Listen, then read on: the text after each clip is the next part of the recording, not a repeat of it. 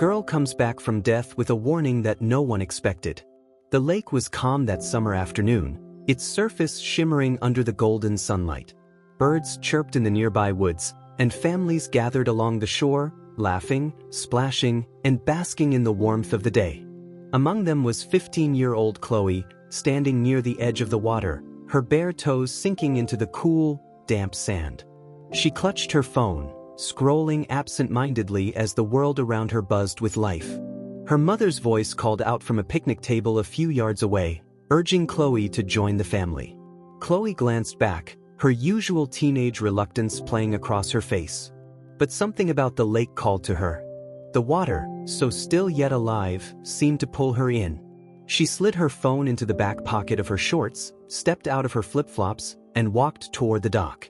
She didn't know why, but there was a strange heaviness in her chest, a feeling she couldn't quite name. It wasn't dread, exactly, but an unease that prickled at the edges of her mind. Chloe shook her head, trying to brush the feeling away. Maybe she just needed a swim to clear her head. She stepped onto the wooden dock, its planks warm beneath her feet. The laughter and chatter of the families faded into the background as she stared out at the vast expanse of water. Without hesitating, she dove in, the cool embrace of the lake washing over her like a second skin. She surfaced quickly, shaking the water from her hair, and began to swim further out, her strokes smooth and steady. At first, it was peaceful. The water was refreshing, and the sun kissed her face as she floated on her back. But then it happened. A sudden cramp seized her leg, sharp and paralyzing. Chloe gasped, her body jerking as she tried to tread water, but the pain was too intense. Panic set in as she realized she couldn't stay afloat. Her arms flailed, her breaths coming in shallow gasps as she sank beneath the surface. The world turned silent and dark. Chloe's vision blurred, the sunlight above rippling and fading as she was pulled further into the depths. Her chest burned as her lungs screamed for air. She reached upward, her fingers grasping at nothing, until finally she stopped struggling. Everything went black. But then there was light. It wasn't the harsh glare of the sun or the pale, filtered light of the lake. It was something else entirely. Chloe found herself standing in a vast, endless expanse of shimmering gold. The light seemed to pulse, warm and inviting, but also overwhelming in its intensity. She looked down at herself, expecting to see her soaked clothes clinging to her skin, but she was dry.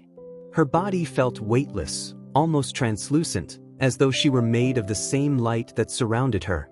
"Chloe," a voice called, deep and resonant. It wasn't a voice she recognized, but it felt familiar, like an old friend she had forgotten. She turned, her heart pounding, and saw a figure approaching. It was cloaked in light, its features indistinct, but its presence was undeniable. "Where am I?" Chloe asked, her voice trembling. The figure didn't answer right away. Instead, it raised a hand, and the golden light around them shifted. Images began to form, swirling like mist in the air. Chloe saw flashes of her life, her family, her friends, the mundane moments she had taken for granted. But then the images darkened. She saw the world not as she knew it, but as it could be. Chaos, destruction, and suffering spread across the earth like wildfire. The skies were dark, the land scarred, and the people, they were hollow, their faces twisted in fear and despair. "What is this?" Chloe whispered, her voice barely audible. "This is what awaits," the figure said, its tone grave. "Unless the truth is known." Chloe's chest tightened as the images continued to shift. She saw scenes of people making choices, small and large, their actions rippling outward like waves in a pond. Some choices led to light, to growth and unity. Others led to darkness, to division and ruin. The connections between the choices and their consequences were clear, yet overwhelming. "You have a role to play," the figure continued, stepping closer. "You must deliver the warning." Chloe's brow furrowed. "Warning? What warning?" The figure raised its hand again, and a new vision emerged. Chloe saw a man, powerful, influential, his face familiar yet distant. He stood at the center of a web of decisions, each one branching out and affecting countless lives. The man's actions were deliberate, calculated, and they carried weight unlike anything Chloe had ever seen. It took her a moment to recognize him. It was Donald Trump. What does he have to do with this? Chloe asked, her voice trembling. The figure didn't answer directly. Instead, it showed her another vision. She saw herself, standing before a crowd, her voice strong and unwavering as she delivered the warning. She didn't know what the warning was yet, but she could feel its urgency, its importance. Before she could ask more questions, the light around her began to fade. The warmth disappeared, replaced by the cold, suffocating darkness of the lake. Chloe's chest burned as she gasped for air, her body jerking violently as she was pulled back to life. She coughed and sputtered, her lungs aching as water spilled from her mouth. The shouts of the paramedics were muffled, distant, as they worked to revive her. She felt her mother's hands on her face, her voice frantic and tearful, but Chloe couldn't focus. Her mind was still in that golden expanse. The images and warnings burned into her memory. As the paramedics loaded her onto the stretcher, Chloe stared up at the sky, her body trembling. She had been given a message, a purpose, but she didn't know how to fulfill it. All she knew was that the world was on the brink of something catastrophic, and she was the only one who could stop it. But how could she convince anyone to believe her? Chloe lay in the hospital bed, the sterile smell of disinfectant and the faint hum of machines grounding her in reality. Her body felt heavy, her limbs leaden, but her mind raced with images of what she had seen. The golden expanse, the figure cloaked in light, the terrifying visions of a broken world, it all played on a loop in her head. Her mother sat beside her, stroking her hand gently, her face lined with worry. "You're going to be okay," her mother whispered, though the tremor in her voice betrayed her fear. "The doctors said it was a miracle you survived. They thought you were gone." Chloe didn't respond. Her mother's words echoed in her mind. They thought you were gone. She had been gone, somewhere beyond the physical, beyond the world she knew. And now, she was back, with knowledge she didn't fully understand but knew she couldn't ignore. The doctors came and went, checking her vitals, asking questions, their voices blending into a dull hum in the background. Chloe answered mechanically, offering only what they wanted to hear. She couldn't tell them the truth, not yet. How could she explain what she had experienced without sounding insane? Later that evening, when the hospital room was quiet and her mother had stepped out to get coffee, Chloe finally let herself confront the weight of it all. She replayed the figure's words in her mind. "You must deliver the warning." But what warning? The images she had seen were vivid but fragmented, like pieces of a puzzle she didn't know how to fit together. Chloe couldn't sleep. The vision haunted her every time she closed her eyes, flashes of the crumbling cities and fiery skies burning in her mind like a cruel reminder of the impossible burden she now carried. The earthquake in California had been just the beginning. It wasn't just a coincidence, and deep down she knew it. She tossed and turned, the images replaying in her head until she finally gave up on rest and sat up in bed. The notebook she'd been filling with her frantic notes lay on the nightstand. She grabbed it, flipping through the pages filled with sketches of what she had seen: tall waves devouring buildings, fires tearing through forests, and faces, so many faces, etched with fear. Her hands trembled as she sketched another page, this one showing the figure she had encountered in the afterlife. The faceless being was like nothing she had ever imagined, and yet its warning felt as real as the pen in her hand. What had the figure meant by choices? Chloe thought about that word over and over. The choices of who? Of humanity as a whole? Of people in power? She remembered the coldness in the visions, the looming presence of Donald Trump addressing a massive crowd amid the chaos. She couldn't tell if he was there to save people or push things further into despair, but his presence had felt heavy, like a centerpiece in a dark puzzle she was still trying to solve. Her phone buzzed on her desk, interrupting her thoughts. It was another news alert. She hesitated before picking it up, her pulse quickening as she read the headline. Wildfires ravage Pacific Northwest. Thousands flee their homes. The image accompanying the article sent a shiver down her spine. A massive plume of smoke rose into the sky, blotting out the sun as flames consumed a hillside. Chloe's stomach churned. This was the second disaster in less than a week, and it matched the images from her vision almost exactly. She scrolled through the article, her fear deepening as she read the details. Entire towns were being evacuated, the fire spreading faster than anyone had predicted. Witnesses described it as if the forest itself had been set ablaze by an unseen hand, unstoppable and unrelenting. "This is it," Chloe whispered to herself. "It's starting." But as much as the events terrified her, they also gave her something she desperately needed: proof.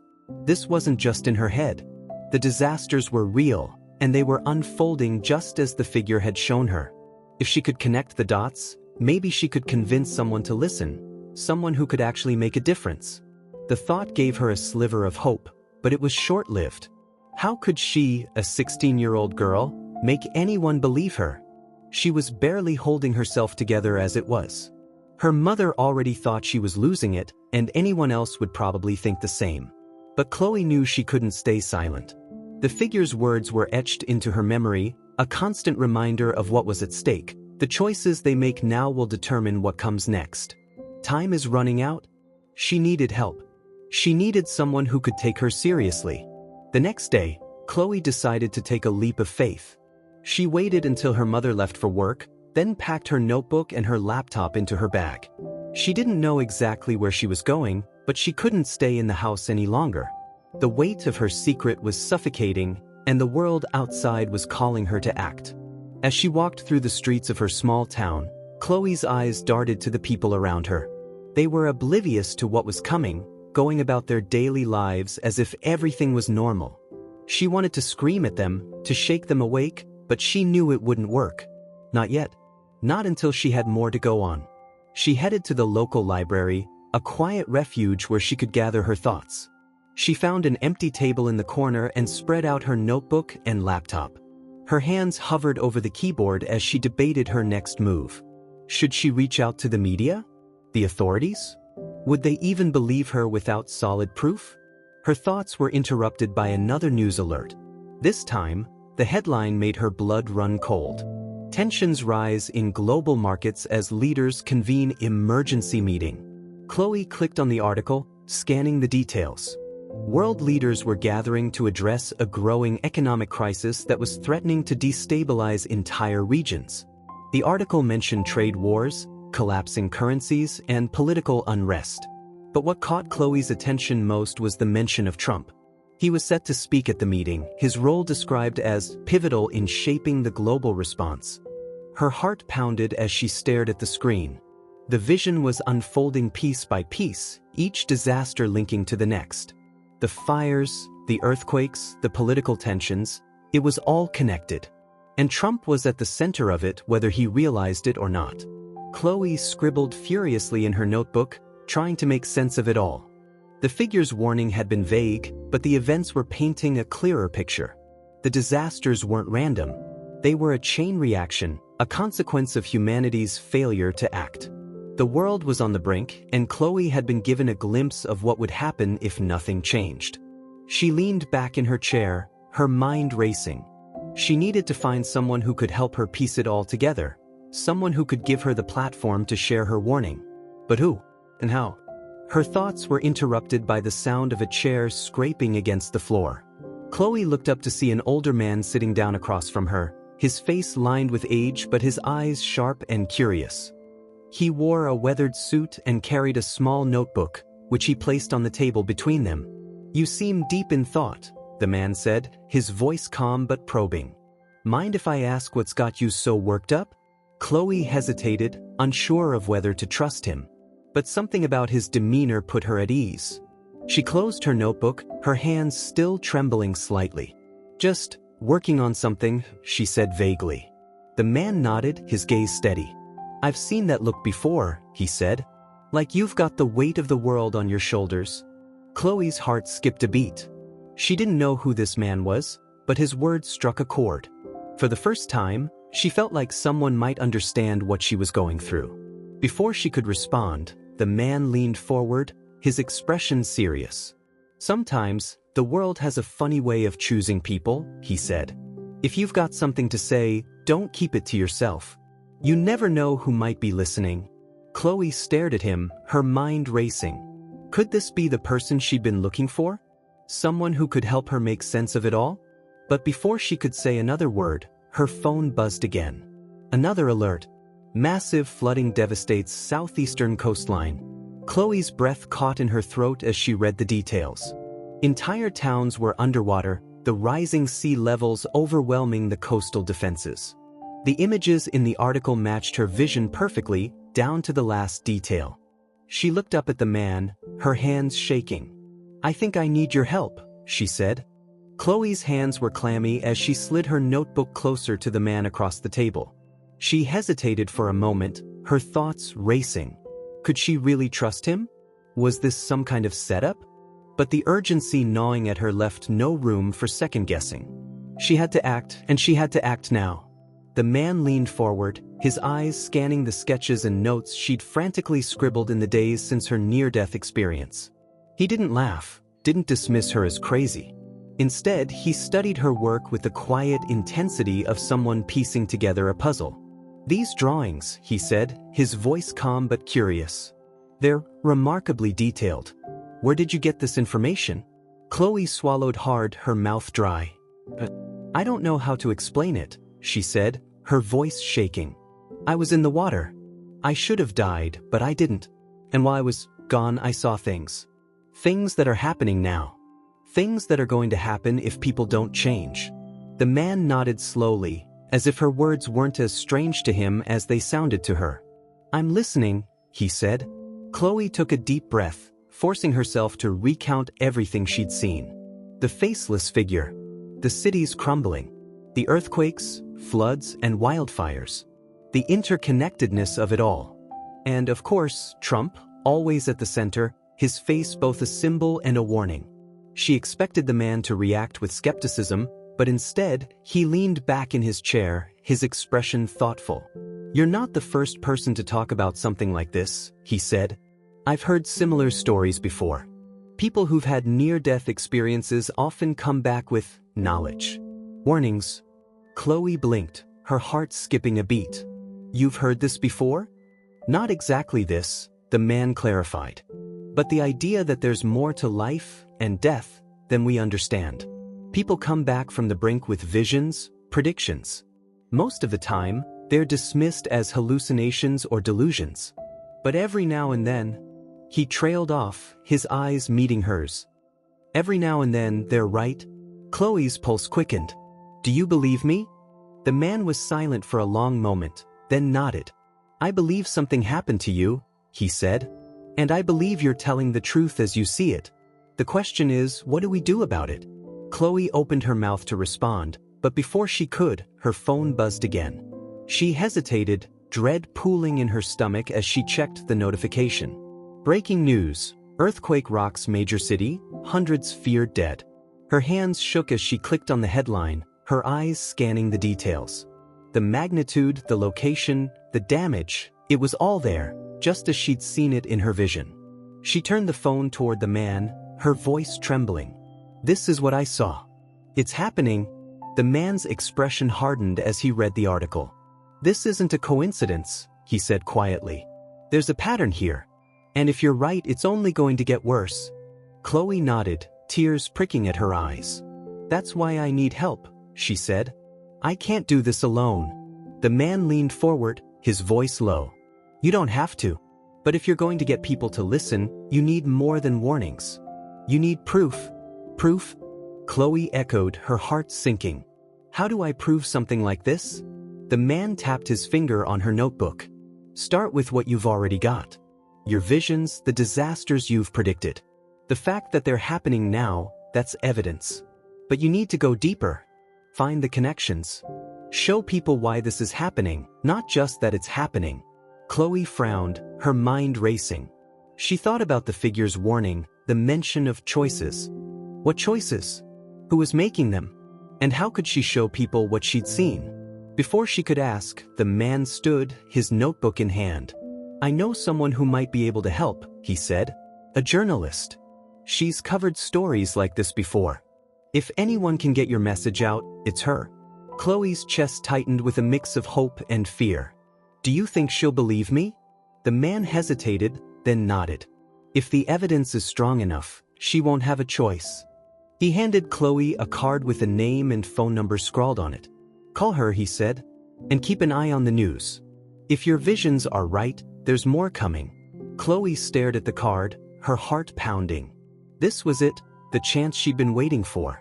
But as the man walked away, a chilling thought crept into her mind. What if the journalist didn't believe her? What if no one did? She shook her head, forcing the doubt away. She couldn't afford to think like that. The figure's warning was clear, time was running out. And if no one else was willing to act, then she would. Chloe left the library, her bag heavy with the weight of her notes and her new mission. The streets felt different now, every shadow and sound heightened by her growing awareness of the stakes. The disasters weren't just random acts of nature, they were warnings, signs of a larger collapse. As she turned the corner onto her street, she froze. A black SUV was parked in front of her house, its windows tinted so dark she couldn't see inside. Her heart pounded as she approached cautiously, her mind racing with possibilities. Was it a coincidence? Or had someone been watching her?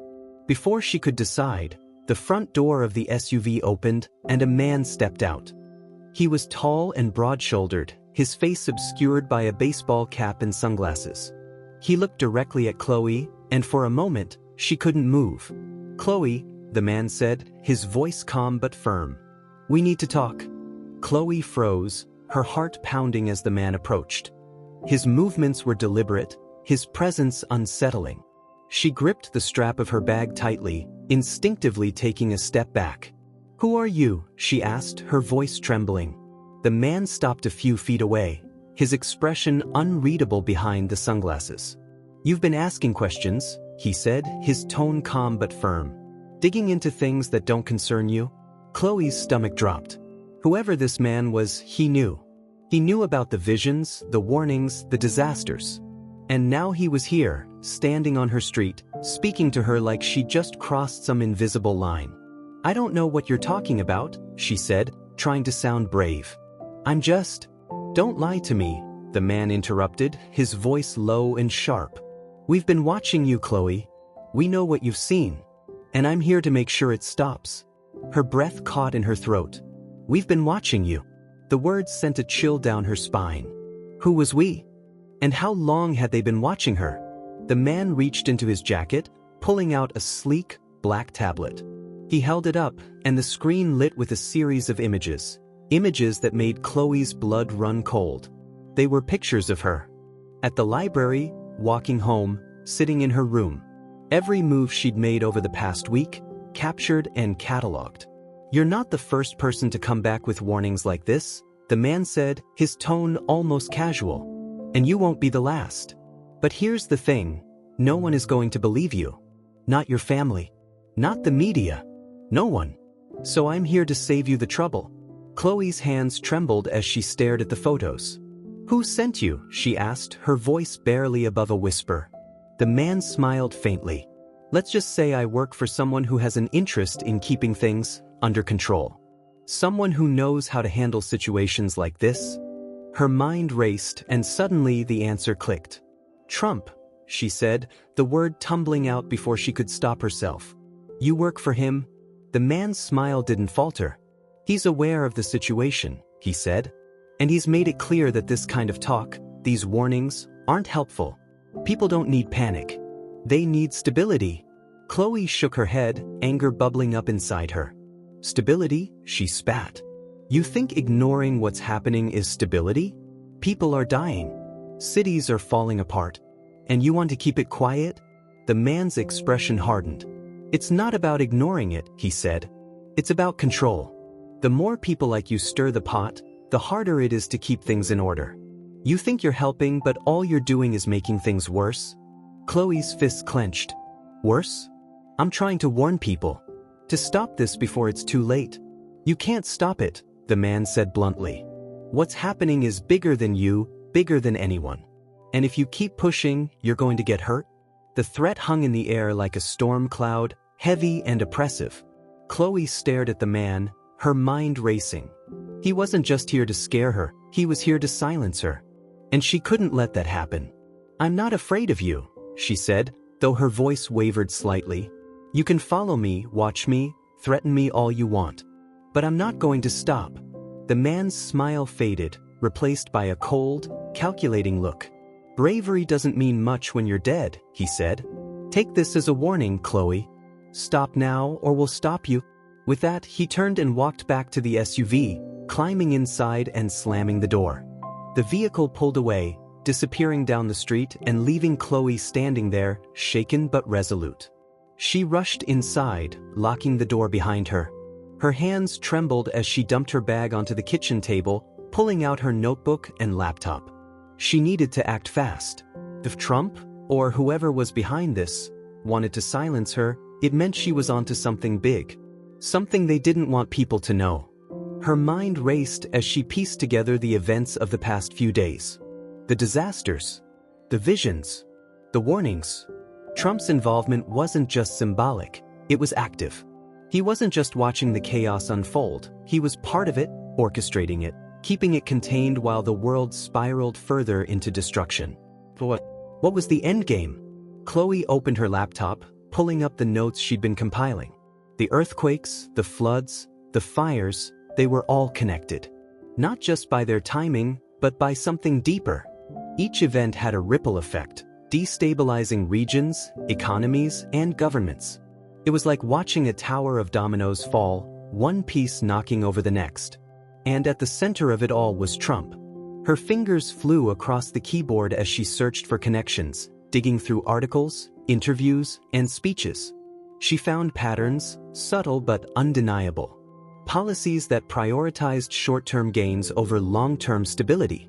Decisions that exacerbated the effects of climate change, economic inequality, and political unrest.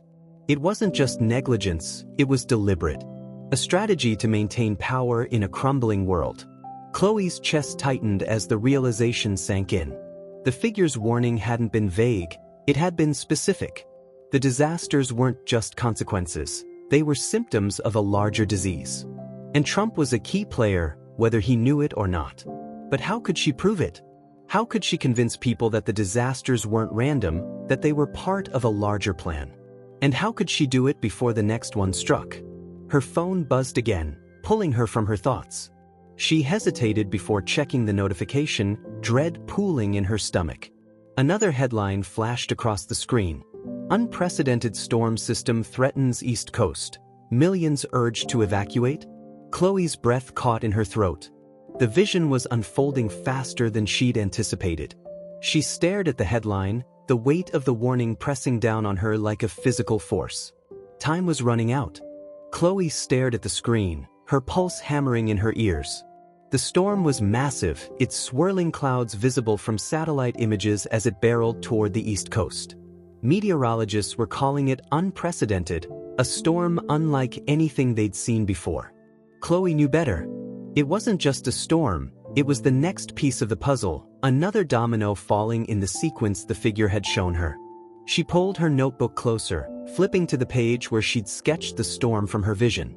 It was all there, the massive waves crashing against the coastline, the cities submerged underwater, the desperate faces of people caught in the chaos. It wasn't just a prediction anymore, it was happening. But there was one thing she hadn't seen in her vision, something the figure hadn't shown her: how to stop it. Her fingers hovered over her phone, her mind racing. The man from the SUV had warned her to stay silent, but staying silent wasn't an option. Not anymore. If she didn't act now, more people would die, and the weight of their lives would be on her shoulders. She scrolled through her contacts, her thumb hesitating over the number the man at the library had given her. The journalist. He had said she would listen, that she might be able to help. But what if she didn't? What if she dismissed Chloe as another attention seeker with a wild story and no proof? Chloe didn't have time for doubt. She took a deep breath and pressed call. The phone rang twice before a woman's voice answered, brisk and professional. "This is Dana Ward." "Who's calling?" Chloe swallowed hard, her throat dry. "Hi. My name is Chloe. I was told to call you by a man at the library. He said you might be able to help me." There was a pause on the other end, and Chloe braced herself for the inevitable skepticism. "Help you with what?" Dana asked, her tone cautious but curious. "It's complicated," Chloe began, clutching the phone tightly. I had a near-death experience and I saw things that are happening now. Disasters. People dying. And I think it's all connected. Another pause, longer this time. Chloe could almost hear Dana deciding whether or not to hang up. "Look, kid," Dana said finally, her voice laced with impatience. "I get calls like this all the time. People with visions, conspiracies, warnings about the end of the world. Why should I believe you?" Chloe felt a surge of frustration but kept her voice steady. "Because everything I've seen is coming true. The earthquake in California, the wildfires, the flooding, it's all happening just like I saw it. And now there's a storm coming. It's going to destroy the East Coast if we don't do something." Dana was silent for a moment, and Chloe could feel her skepticism through the phone. But then the journalist spoke again, her tone softer this time. "You said you had proof. What kind of proof?" Chloe grabbed her laptop, opening the folder where she'd saved her notes, sketches, and screenshots. "I've been keeping track of everything," she said. "The patterns, the connections. It's all here. And there's one more thing, Trump. He's involved in this. I don't know how, but he's at the center of it." Dana let out a soft laugh, though it wasn't unkind. "You're not the first person to suggest that," she said. "But you're going to need more than a gut feeling to prove it. Send me what you have. I'll take a look." Chloe exhaled, relief flooding through her. "Thank you," she said. "I'll send it right now."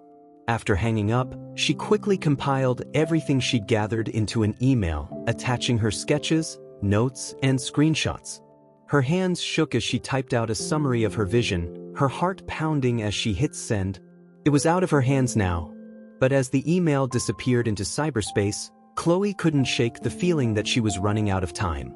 The storm was coming, and there was no guarantee anyone would listen to her in time to make a difference. Hours passed, each one dragging slower than the last.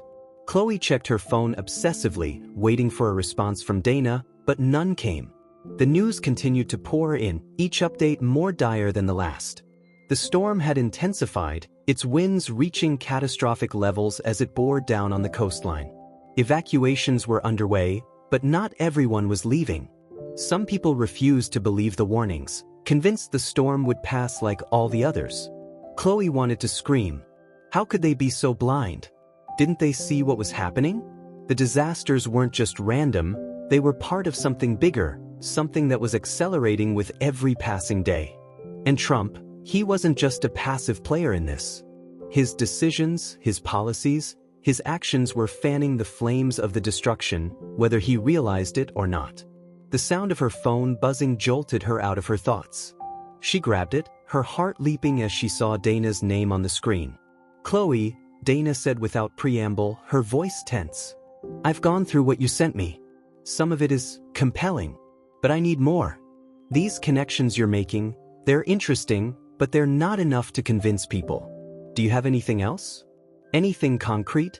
Chloe bit her lip, her mind racing.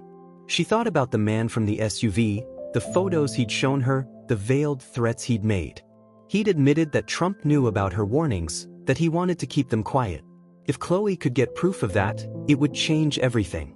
"I might have something," she said slowly, her stomach twisting with nerves. "But it's risky." Dana didn't hesitate. "Whatever it is, get it.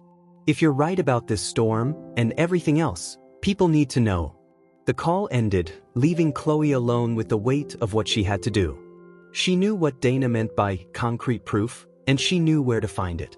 The problem was, it was locked away in a place she'd hoped never to go back to, her visions. The figure. If she could go back, maybe the figure would give her more answers. But going back meant putting herself at risk. Physically, mentally, emotionally. It wasn't just about seeing, it was about confronting the truth in a way that might break her. But Chloe didn't have a choice. She couldn't afford to be scared anymore. The storm was coming, and if she didn't act, it wouldn't just destroy the East Coast. It would be the next step in a chain reaction that could unravel everything. She stared at the window, watching as the sky darkened with the first ominous signs of the storm. Then she closed her eyes, took a deep breath, and whispered, "Show me." Chloe braced herself, her heart pounding as the room around her seemed to fade into a muted blur. She wasn't sure what she was doing or if it would even work. But the last time she'd been in that state, between life and death, she had been given answers, clarity. Now, she desperately needed the figure's guidance again. The hum of the storm outside began to grow louder, the wind rattling the windows and shaking the foundation of the house. Chloe sat cross-legged on her bed, closing her eyes tightly and forcing her mind to quiet. Her breathing slowed, her focus sharpening. She didn't know what she was waiting for, but she felt it building, as if the universe itself was listening. And then it happened. A cold, sharp sensation swept over her, pulling her downward, as if the air had been sucked out of her lungs. When she opened her eyes, she wasn't in her room anymore. She was back in the endless expanse of light, the void that stretched out in all directions. The figure was there, waiting for her. "Why are you here again?" Its voice echoed in her mind, calm but distant. Chloe's knees buckled as she stepped forward, the weight of the moment pressing down on her. "I need answers," she said, her voice trembling. "You told me to warn them, but it's not enough. No one will listen. I need proof." The figure tilted its head, its faceless form unreadable. "You already have the truth," it said. "You've seen what will happen. You've shared the warnings." Chloe clenched her fists, her frustration boiling over. "It's not enough," she shouted. "The disasters are happening, but people don't believe me. They think it's just nature or bad luck. I need them to see the connections, to understand that this isn't random." The figure seemed to study her for a long moment before stepping closer. "You are asking for more than you can bear," it said softly. "The truth is heavy, Chloe. And once you see it, you cannot unsee it." "I don't care," Chloe said, her voice firm despite the fear coursing through her. "I can't sit back and do nothing. If you want me to warn them, then give me something they can't ignore." The light around her shifted, flickering like a dying flame. For a moment, Chloe felt as though the figure was hesitating. Then, with a wave of its hand, the visions came rushing back, faster and sharper than before. She saw the storm first, its violent winds tearing through skyscrapers, its waves swallowing entire neighborhoods. But this time there was more. She saw people panicking, scrambling for safety as the water rose higher. She saw an evacuation center overwhelmed with desperate families, their faces etched with fear. And standing amidst the chaos, she saw him, Donald Trump, flanked by aides and security personnel, addressing the media with his usual bravado. But this wasn't just a press conference. It was damage control. His words twisted the narrative, deflecting blame and spinning the disaster into an opportunity. Chloe couldn't hear everything he said, but the tone was unmistakable. Control, manipulation, denial. The vision shifted again, showing something darker. Behind closed doors, Trump sat at a table surrounded by powerful figures. Maps and charts were spread out before them, detailing the devastation and its aftermath. But they weren't discussing relief efforts. They were planning something calculated, something sinister. Chloe couldn't make out the details, but the words extraction, leverage, and reset burned into her mind. Her stomach turned as the pieces clicked into place. The disasters weren't just being ignored, they were being used. Trump and his allies were exploiting the chaos to consolidate power, using fear and desperation to tighten their grip on the world. And the storm was just the beginning. Chloe gasped as the visions continued, each one more horrifying than the last. She saw more disasters, earthquakes splitting the ground, fires consuming forests, entire cities wiped off the map. Each one was followed by the same cycle: chaos, manipulation, and control. The people who survived weren't saved, they were trapped, forced into systems that stripped them of their freedom and agency. The figure's voice broke through the chaos, low and resonant. "This is the truth you asked for," it said. "It is not for the faint of heart." Chloe staggered backward, her mind reeling from the weight of what she'd seen. "How do I stop this?" she asked, her voice barely above a whisper. "How do I make them listen?" The figure reached out, placing its hand on her shoulder. The touch was cold, almost electric, and Chloe felt a surge of energy course through her. "The truth is its own weapon," it said. "But truth alone is not enough. You must act." Before Chloe could respond, the light around her shattered, and she was pulled back into her body. She gasped for air, her chest heaving as she opened her eyes. The room spun around her, and for a moment, she thought she might collapse. But then she remembered. The visions were clearer now, more specific. She had seen faces, locations, and events. And she knew what she had to do.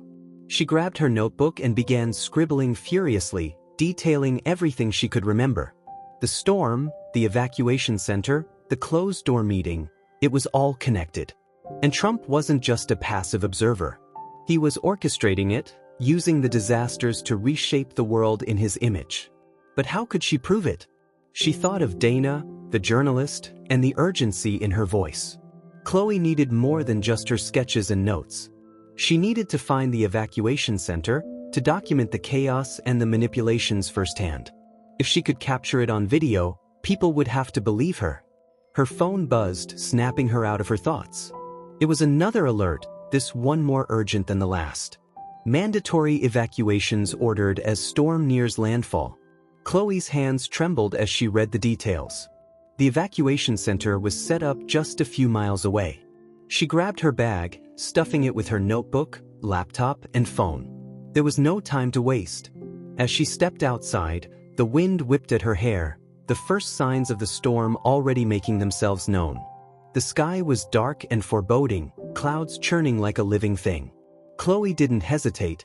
She started toward the evacuation center, her heart pounding with fear and determination. The streets were eerily quiet, most of the houses dark as their occupants had already fled. But Chloe pressed on, the weight of the figure's warning driving her forward. She didn't know what she would find at the evacuation center, but she knew one thing for certain. This was her chance to prove the truth. The storm was coming, and so was the reckoning. Chloe's feet pounded the pavement as she raced toward the evacuation center.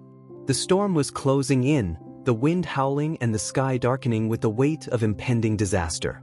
The streetlights flickered erratically, casting long, distorted shadows across the empty roads. She could feel the storm's intensity increasing, almost as if it were responding to the urgency of her mission. She had to make it to the center before it was too late. Her mind raced as she thought about what she had seen in her vision. The faces of people fleeing, desperate for shelter, their eyes wide with fear. But what haunted her most was the image of Trump and his allies, using the chaos to manipulate and control. The more she thought about it, the more she realized how close the storm was to being the catalyst they had been waiting for. As she neared the center, the first signs of the storm hit, heavy gusts of wind, followed by a light drizzle that quickly turned into a downpour.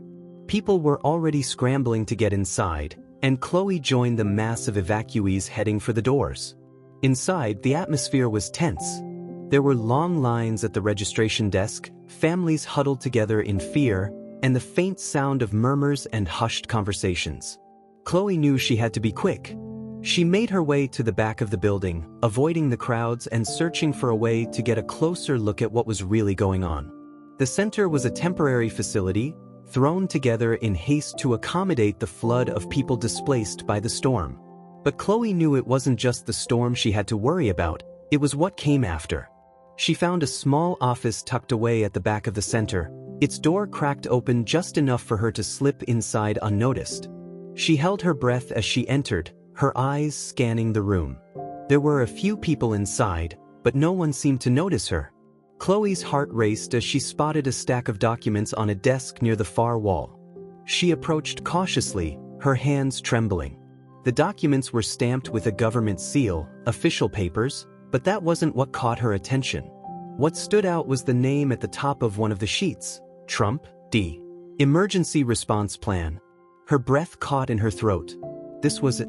This was the evidence she needed. She grabbed the file, flipping through it quickly. The first few pages contained standard disaster response protocols, but as she continued, the tone shifted. The plans became more specific, focused on manipulating the public's response to the storm and controlling the narrative. There were references to public speeches that Trump was scheduled to give, emphasizing the need for strong leadership in times of crisis.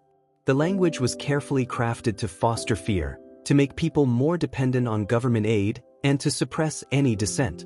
But the real bombshell came a few pages later, in a section labeled Execution and Control. There, Chloe found a detailed strategy to exploit the storm's aftermath to reshape the political landscape. The document outlined methods to use the chaos to justify increased surveillance, tighter control over resources, and the neutralization of uncooperative groups. The plan was chilling in its precision, detailing everything from the suppression of protests to the strategic relocation of vulnerable populations to make way for political realignment. Her fingers shook as she read the final line. This event must not be seen as a failure. It must be turned into an opportunity for control. The document was signed by a few names Chloe didn't recognize at first, but then she saw it, Trump's signature at the bottom, bold and unmistakable. She felt a cold wave of nausea roll over her. This wasn't just about handling a natural disaster. It was about using the storm, the destruction, and the fear to consolidate power, to manipulate the people into compliance. It was the kind of plan a dictator would devise. Chloe closed the file slowly, her mind racing. She had known the storm was part of something bigger, but this was beyond what she could have imagined. She couldn't waste any more time. She had to get this information out before they silenced her, too. Just as she was about to leave the office, the door creaked open behind her. Chloe's heart leaped into her throat as she turned to face the newcomer. It was a man in a dark suit, his face familiar from the news, one of Trump's aides. "You shouldn't be here," he said, his voice low but menacing. He stepped into the room, blocking the exit.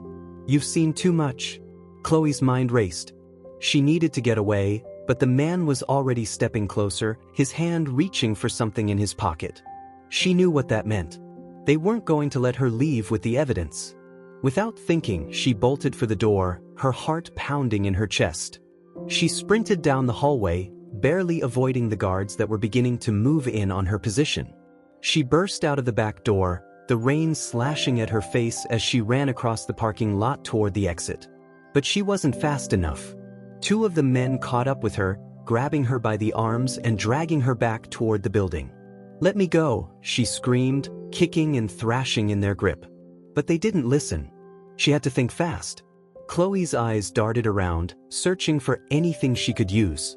And then she saw it, an empty car, its engine running. The keys were in the ignition, and no one was inside.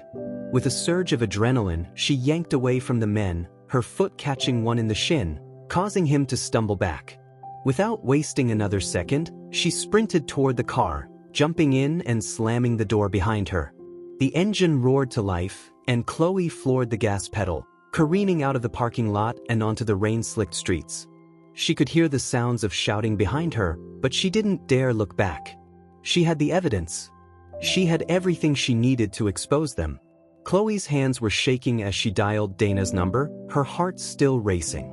The phone rang twice before Dana answered. "Chloe? What's going on? Are you all right?" Chloe's voice was raw, but she forced herself to sound calm. "I have the proof. I have everything. It's worse than I thought, and Trump is at the center of it all. I'll send you the files now. You have to get this out. People need to know what's really happening." Dana's voice was sharp with urgency. "I'm listening. Get to safety. I'll take it from here." As Chloe hung up the phone, she felt a weight lift from her shoulders. For the first time, she felt like she was doing something that mattered. The storm was just the beginning, but now there was a chance to stop it, to stop the people who were using it for their own gain. She knew the fight wasn't over. It had only just begun.